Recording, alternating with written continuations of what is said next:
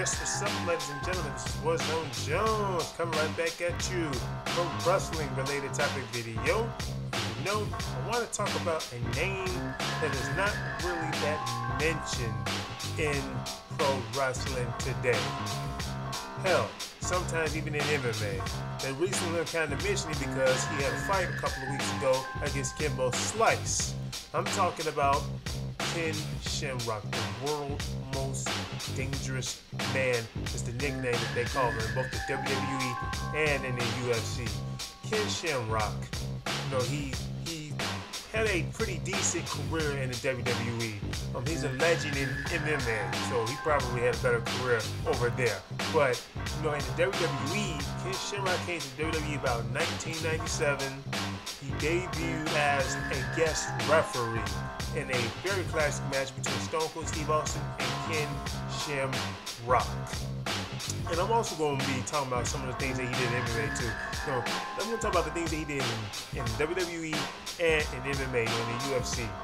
But back to what I was saying. You know, he debuted in the WWE as a guest referee in a classic match between Bret Hart and Stone Cold Steve Austin at WrestleMania. And he was just a referee. You know, he didn't look like your typical average referee. He had this extremely tight shirt on. You know, I guess to show off his physique. You know, he had a look that Vince McMahon probably would like his wrestlers to have. He was a really muscular build. I think Ken Shamrock was probably about 6'1" at the most. So he had the look that Vince McMahon liked. He probably had the intensity that Vince McMahon had liked. You know, Shamrock's gimmick was basically this fighter. He was like this cage fighter coming to the WWE who was extremely tough and who was very dangerous. You know, the world's most dangerous man. You know, that was basically his gimmick. You know, he wore the MMA gloves that you might see some guys wearing in WWE. Hell, the current MMA gloves that people wear in the UFC today. So he basically took a look that he had in the UFC and brought it over to the WWE, and that was basically his look and his character. And it worked for him pretty much. You know, Shamrock didn't have the greatest WWE career in the world, but he did have a pretty damn decent career. You know, he was the Intercontinental Champion. He was a Tag Team Champion. He was also the King of the Ring. So yeah, Shamrock did have above average success in the WWE. His time was basically the Attitude Era. So he wrestled in the greatest time in pro wrestling and had pretty damn decent success. Like I said, he was the Intercontinental Champion. He was the Tag Team Champion, and he was also the King of the Ring back when the King of the Ring was actually pretty cool to be. He's had great matches. You know, he's had feuds with people like Owen Hart. He had feuds with let me think of some other wrestlers like Val Venus, and then they did this storyline where he had this sister, and her name was Ryan Shamrock, and Val Venus is basically trying to take that girl and basically have sex with her. And Shamrock didn't like that. So, you know, Shamrock has this thing where he snaps, as they say. He snaps, he gets angry. He basically gets all upset, kind of like the Incredible Hulk, and destroys everyone in his path. That's what Ken Shamrock did when he snaps. So before he gets in the ring, he'll climb up the steps and walk around the steps. He'll hit himself in the head twice and just start yelling like, ah! And then just gets in the ring. So when Shamrock snapped, man, you didn't want to be in there. He was also really the first guy to do the ankle lock in the WWE too. Probably the first guy to do the ankle lock in pro wrestling. Nowadays, you see guys do the ankle lock. You might see a couple of guys like Kurt Angle, for example, and a couple more other wrestlers. I remember Shawn Michaels did it a couple of times.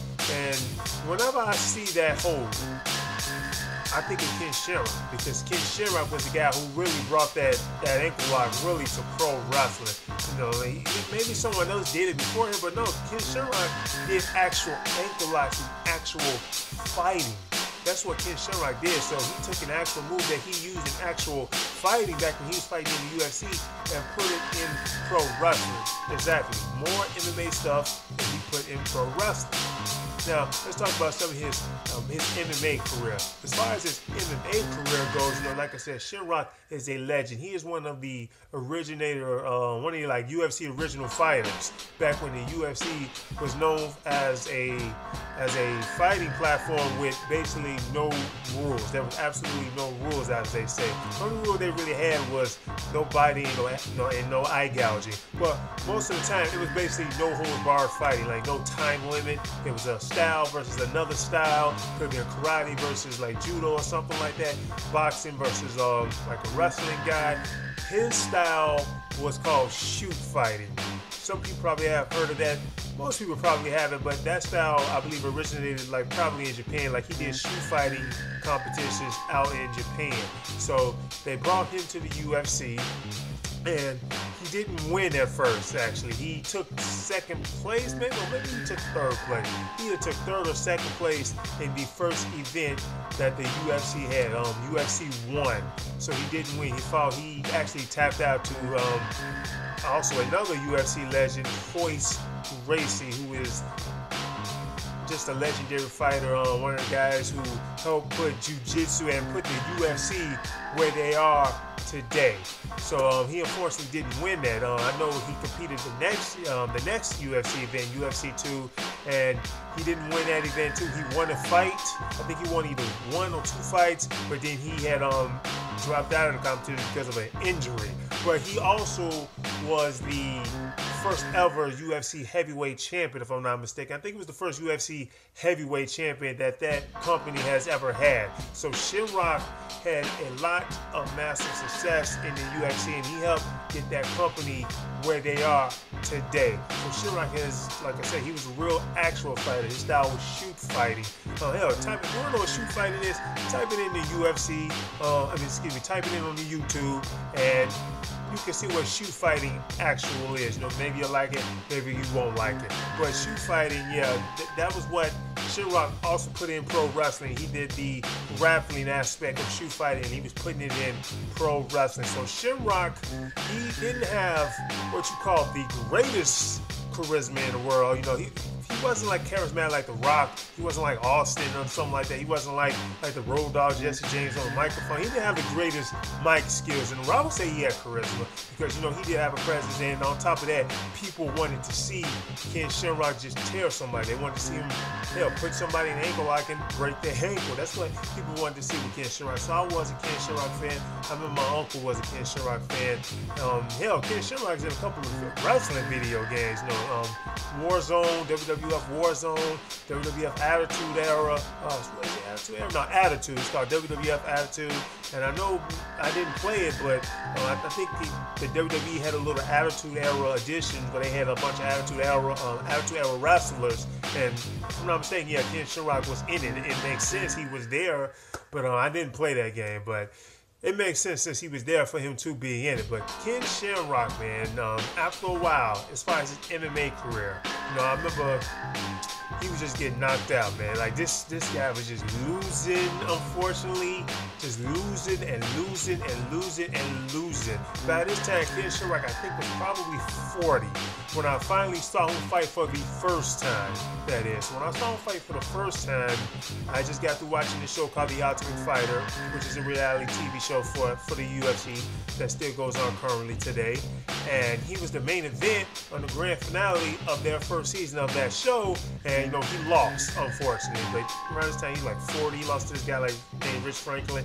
Got knocked out. The referee had to stop the fight because I believe he tapped out to strikes. He tapped him out. So unfortunately, then I saw him again. He fought, and I think he lost again. And he just kept on losing and losing. And I think the only fight that I really saw him win while he was in the UFC was this fight that he had against this big, huge dude named Kimo Leopoldo, and he knocked him out. He just gave him a knee to the chin and knocked him out. But that was the last fight that he won in the UFC. But after that, he lost like 10 fights in a row. Not in the UFC necessarily, but just in the sport of MMA in general. He lost to this guy named Tito Ortiz 3 times. And he just never bounced back from being a really successful fighter, one in the elite. he never did bounce back, and that in itself is pretty sad. You know, some people probably say he ruined his legacy. Like his latest fight was Kimbo Slice versus Ken Shamrock. He fought Kimbo Slice. If you want to watch my review on that fight, I did do a review of that fight. Go ahead, check that fight out, Kimbo Slice versus Ken Shamrock, if you want to hear more on that. But you know, he lost that fight too, got knocked out. So he got knocked out so much. You know, it's crazy. Like, that's really unhealthy to get knocked out like that. Even though today Ken Shamrock is like in his early 50s and he is still in shape. Ken Shamrock kind of looks the same. He really does look the same. Hell, back like in his Attitude Era days, you know, the man is still in shape. He still pretty much looks the same. I said a shame. It's a shame what happened to his career, but he pretty much looks the same, but he just can't perform on that level like he did back when he was in his prime in MMA. Now, I heard him do an interview with Austin, and he said that he tried to get back in the WWE around like 2004 or 2005 or something like that, but they wouldn't like keep in contact with him or something like that. It was something like that. I think it was something with Shane McMahon. He tried to get in contact with Shane McMahon, but Shane McMahon wouldn't like return his calls. So that's unfortunate because I would have loved to see Ken Shamrock come back to the WWE. And also, there was one more thing I wanted to say about him. I remember when he left the WWE, because this was back in the day when people just leave and you didn't know why they left. He left the WWE at some point. I think maybe it was the year 2000, and they didn't say why. I don't think they had some sort of angle where they would explain why he's no longer in the company. But, you know, I remember reading on the internet that the reason why he left is because he said that he was just tired of being on the road. And that sounds like a pretty good reason. You know, the road schedule, from what I hear from the WWE, is a lot. And exhausting. Like that's a lot of time on the road. Almost like you're working every day, almost with no break. You know, that's a lot. So that's what I heard of the reason why he had left. You know, a little interview that he did on the internet. Don't know if that's necessarily true, but I can sort of see that being true because Vince McMahon's road schedule is said to be like crazy. like these guys are barely home. Yes, that was my phone. But I'm gonna end it all on that note. This is What's on Jones. If you haven't done so, please subscribe to my channel for MMA videos, pro wrestling videos. That was my review of some of the things that Ken Shamrock did in pro wrestling and in MMA. So, I'm out. Deuce.